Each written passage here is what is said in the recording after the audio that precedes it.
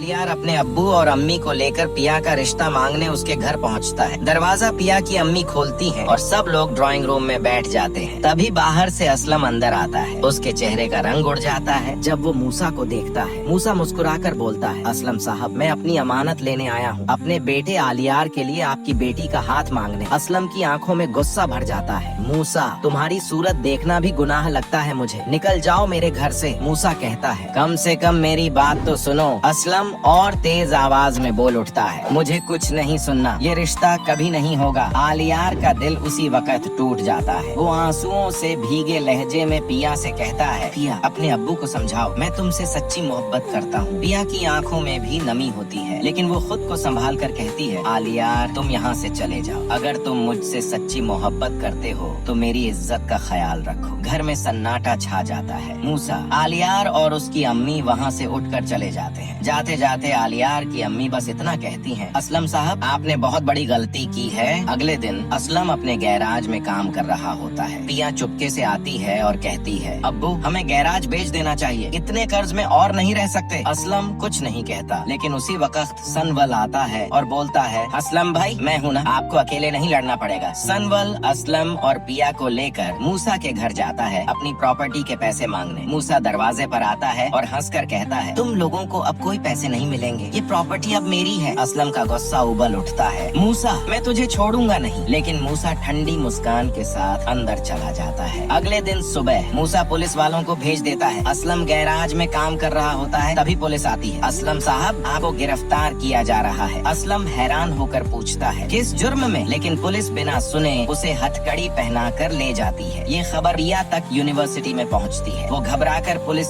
Station पहुंचती है, मगर कोई सुनवाई नहीं होती। थक हार कर वो सनवल के पास जाती है। सनवल, मेरे अब्बू को बचाओ, उन्होंने कुछ नहीं किया। सनवल तुरंत अपनी गाड़ी निकालता है। चलो पिया, मेरे दोस्त वकील के पास चलते हैं, कुछ न कुछ रास्ता जरूर निकलेगा। रात भर दोनों दौड़ते हैं, वकील से मिलते हैं और कोशिश करते हैं कि असलम की जमानत हो जाए। लेकिन मूसा को पता चल जाता है कि सनवल अब उसके खिलाफ खड़ा हो गया है। वो अपने आदमियों को हुक्म देता है, सनवल को ऐसा सबक सिखाओ कि जिंदगी भर याद रखे। अगले दिन सनवल और पिया कोर्ट की तरफ जा रहे होते हैं। गाड़ी जैसे ही मोड़ पर पहुंचती है, सामने से दो आदमी बाइक पर आते हैं और गोलियां चला देते हैं। एक गोली सनवल के हाथ पर लगी है। पिया चीख उठती है, सनवल! सनवल बेहोश हो जाता है। पिया उसे तुरंत हॉस्पिटल लेकर जाती है। ऑपरेशन होता है। डॉक्टर कहते हैं, किस्मत अच्छी थी, गोली हाथ पर लगी, जान बच गई। अगले दिन सनवल कोर्ट में सारे सबूत जमा करता है मूसा के खिलाफ। आलियार भी अपने अब्बू के खिलाफ गवाही देता है। मूसा के सारे जुर्म साबित हो जाते हैं। जज फैसला सुनाता है। मूसा को 10 साल की सजा दी जाती है। आलियार की आंखों से आंसू बहते हैं। असलम को रिहा कर दिया जाता है। बाहर निकलते ही